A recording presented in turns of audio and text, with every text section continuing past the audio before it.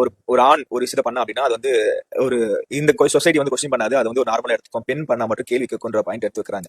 எனக்கு பெண்கள் மேல ஒரு பெரிய இது இருக்கு. பட் ஆனா பாரம்பரியான ஒரு சில பெண்கள் என்ன பண்றாங்க அப்படின்னா, நீங்க அவங்க எதனா கேள்வி கேட்டீங்க, அவங்க அவங்க தப்பு பண்ணிட்டு அதை கேள்வி கேட்டீங்க அப்படின்னா, நான் ஆம்பல் திமிர்ல பேசுறியா அப்படின்னு கேள்வி கேட்பாங்க.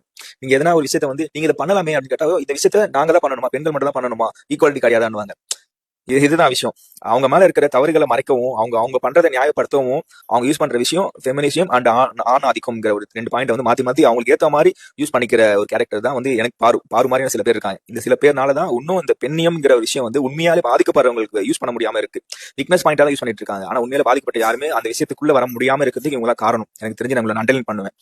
நல்லா பாத்தீங்கன்னா தெரியும், பாரு வந்து அவங்க அக்செப்ட் பண்ணிக்க மாட்டாங்க, அவங்க தப்ப வந்து ஒத்துக்கவே மாட்டாங்க. ஒரு 20 பேர் விஷயம் பண்றாங்க அப்படின்னா அதை நான் பண்ண மாட்டேன், என் பக்கம் இருக்கிறத வந்து நான் இது பண்ணுவேன் அப்படின்னா அவங்க நியாயமா இருக்காது. அவங்க எடுத்து வைக்கிற பாயிண்ட் நியாயமா வந்து அக்செப்ட் பண்ணிக்கலாம். ஆனா அவங்க நியாயமா இருக்காது, அநாகரிகமான விஷயத்த ரொம்ப கான்பிடண்டா எடுத்து வைப்பாங்க.